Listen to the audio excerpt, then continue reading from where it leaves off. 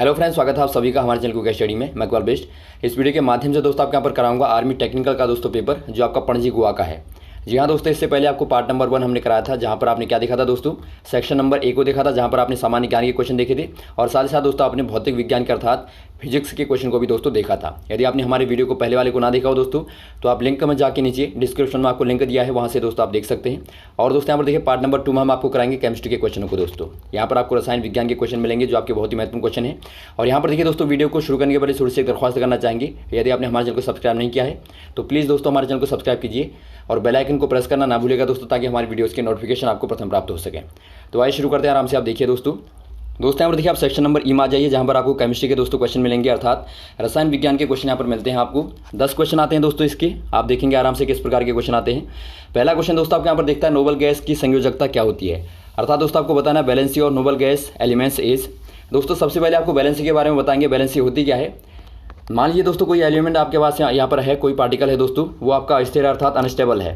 तो ये दोस्तों हमेशा क्या चाहता है, ये आपका स्टेबल होना चाहता है। स्टेबल मतलब स्थिर होना चाहता है। तो स्थिर होने के लिए दोस्तों क्या चाहिए, इसको कुछ इलेक्ट्रॉनों की आवश्यकता होगी, या तो दोस्तों डोनेट करेगा या फिर उनको गेन करेगा। तो यहाँ पर देखिए दोस्तों, जो भी इलेक्ट्रॉनों को लॉस करने की या फिर आपकी गेन करने की दोस्तों जो टेंडेंसी होती है, जो आवश्यकता होती है, वही दोस्तों आपकी कहलाती है वैलेंसी। मान लीजिए कोई पार्टिकल है, अस्थिर है दोस्तों, उसको चाहिए 2 इलेक्ट्रॉनों की आवश्यकता है स्थिर होने के लिए, तो उसे आप बोल देंगे दोस्तों -2 इसकी वैलेंसी है। और वैसे ही दोस्तों मान लीजिए कोई एलिमेंट है, उसके पास में 2 अनावश्यक इलेक्ट्रॉन है, तो वो चाहता है कि दोनों को दे दे और उसके बाद में स्टेबल हो जाए, तो उसे आप बोलते हैं दोस्तों +2 वैलेंसी है। तो ये दोस्तों आपकी संयोजकता होती है। अब यहाँ पर देखिए आपको बताना है नोबल गैस की दोस्तों। नोबल गैस मतलब अक्रिय गैसें। अक्रिय गैसों में क्या खासियत होती है दोस्तों, इनके पास में ना ही आवश्यकता होती है दोस्तों देने की और ना ही होती है लेने की, अर्थात ये पहले से स्टेबल होते हैं। तो इनकी दोस्तों आपकी 0 वैलेंसी हो जाएगी। ऑप्शन नंबर आपका डी वाला सही हो जाएगा। अब अगले क्वेश्चन में यहाँ पर आप आ जाइए दोस्तों, कोयला जलने पर निकलने वाली रंगहीन तथा जहरीली गैस कौन सी वाली होती है, अर्थात आपको बताना दोस्तों colourless and poisonous gas which develop during burning of coal.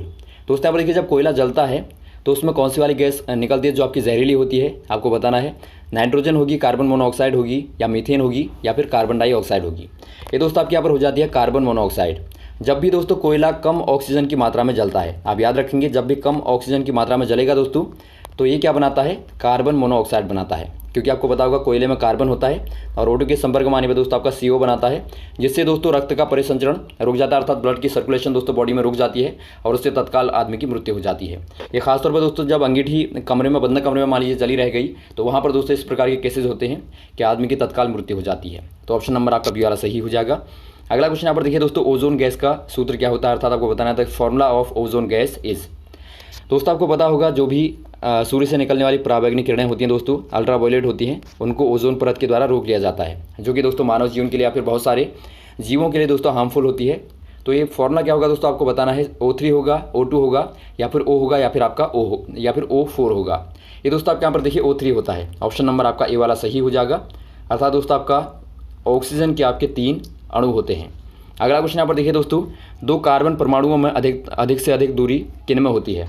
दोस्तों यहाँ पर देखिए जो कार्बन होते हैं उनके बीच में आपको बताना है अधिकतम दूरी किन में होती है, अर्थात दोस्तों आपको यहाँ पर बताना है the distance between 2 adjacent carbon atoms is the greatest. ये आपकी दोस्तों किन में होगी, इथेन में होगी, बेंजीन में होगी, या ब्यूटेन में होगी, या इथाइन में होगी। यहाँ पर देखिए दोस्तों आपको पता होना चाहिए जो आपके सिंगल बॉन्ड होते हैं दोस्तों, उनमें जो आपकी दूरी होती है कार्बन के बीच में 154 pm होती है, 154 pm होती है। और वैसे दोस्तों आपकी डबल बॉन्ड में आपकी होती है लगभग 134 pm। और वैसे ही दोस्तों जो आपकी ट्रिपल बॉन्ड में होती है वो लगभग होती है आपकी 120 pm। और जो दोस्तों आपके रेजोनेंट वाले बॉन्ड होते हैं, अर्थात जिस प्रकार का आपका बेंजीन होता है दोस्तों, रेजोनेंस पोजीशन होती है, तो इनमें दोस्तों आपके देखिए सिंगल और डबल के बीच की दूरी होती है, अर्थात दोस्तों आपकी 139 लगभग आपकी अप्रॉक्सीमेटली इतने pm में होती है। यदि आप एंगस्ट्रॉम करेंगे दोस्तों तो आपका 100 से आप भाग दे देंगे तो आपकी 1 पॉइंट समथिंग में आ जाएगा।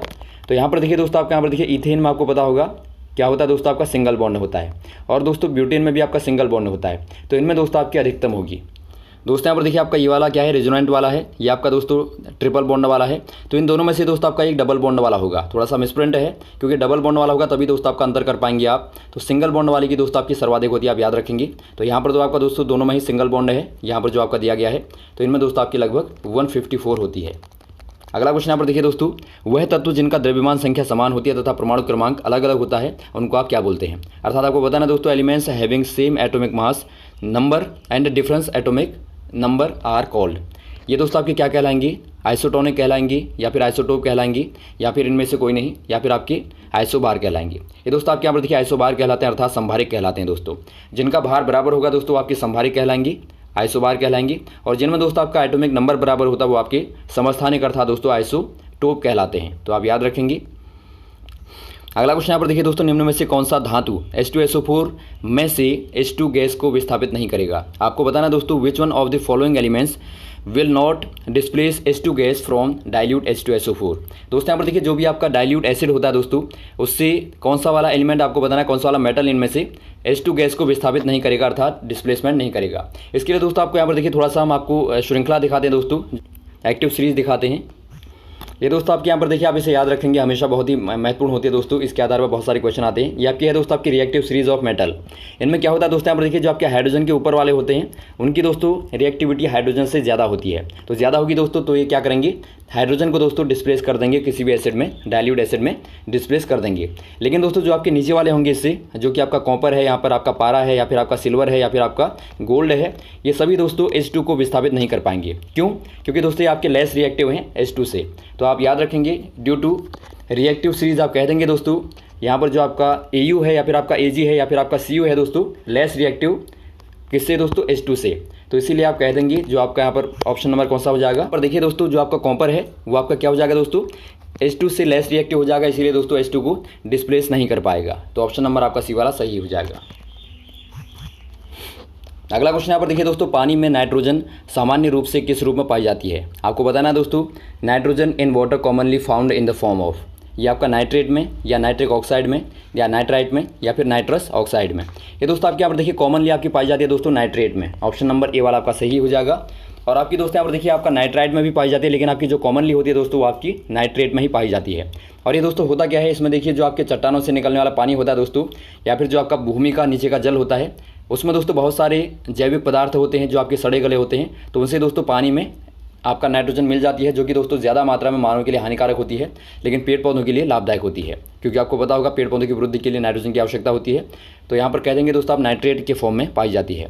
अब दोस्तों अगला क्वेश्चन यहाँ पर देखिए, एनीमिया के रोगी में किसकी कमी होती है। अर्थात दोस्तों आपको बताना है, anaemia patient are deficient in, किस में कमी, काय में कमी होती है दोस्तों, लोहे में, या फिर मैग्नीशियम की, या कैल्शियम की, या आयोडीन की।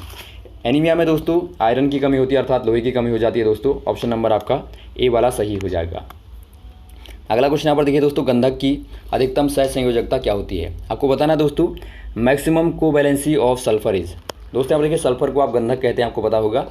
इसकी दोस्तों आपको कोवैलेंसी निकालने के लिए आपको पता होना चाहिए, इसमें एटॉमिक नंबर क्या होता है दोस्तों, आपका 16 होता है। तो इसका आप क्या करेंगे दोस्तों, कन्फिगरेशन करेंगे, तो आपका क्या हो जाएगा, 16 का दोस्तों आपका 2, 8, 6 होगा। अब आप क्लियर देखते हैं दोस्तों, इसमें आपके 6 अनपेयर्ड इलेक्ट्रॉन हैं, तो इसकी कोवैलेंसी कितनी हो जाएगी दोस्तों, आपकी 6 हो जाएगी। तो ऑप्शन नंबर आपका सी वाला सही हो जाएगा। अगला क्वेश्चन यहाँ पर देखिए दोस्तों, आपको बताना है सोडियम बाइकार्बोनेट का घरेलू नाम क्या है। अर्थात आपको बताना है दोस्तों, what's the common name of sodium bicarbonate. Sodium bicarbonate का फॉर्मूला दोस्तों आपको पता होना चाहिए, NaHCO3 होता है, जो कि दोस्तों आपका बेकिंग सोडा अर्थात खाने के सोडा का होता है। तो ऑप्शन नंबर ए वाला आपका सही हो जाएगा। वैसे दोस्तों यदि आप धावन सोडा की बात करें तो आपका होता है Na2CO3, और इसमें दोस्तों आपके वाटर के मॉलिक्यूल भी होते हैं लगभग 10 यहाँ पर। तो ये दोस्तों आपका सोडियम कार्बोनेट आपका क्या काहे का होता है, ये आपका दोस्तों धोने का सोडा होता है। तो ये भी आपको पता होना चाहिए। तो ये रहे दोस्तों आपके महत्वपूर्ण क्वेश्चन जो आपने यहाँ पर देखिए रसायन विज्ञान के दोस्तों। उम्मीद आपको अच्छे लगे होंगे। यदि आपको कोई कन्फ्यूजन रहा हो दोस्तों, आप कमेंट बॉक्स में कमेंट कर सकते हैं। और यदि आपको वीडियो अच्छा लगा हो तो आप जरूर लाइक करें, शेयर करें और सब्सक्राइब करें दोस्तों। और जो बचे हुए क्वेश्चन हैं उनको आपको नेक्स्ट पार्ट में कराएंगे। Okay, thanks. जय हिंद, जय भारत।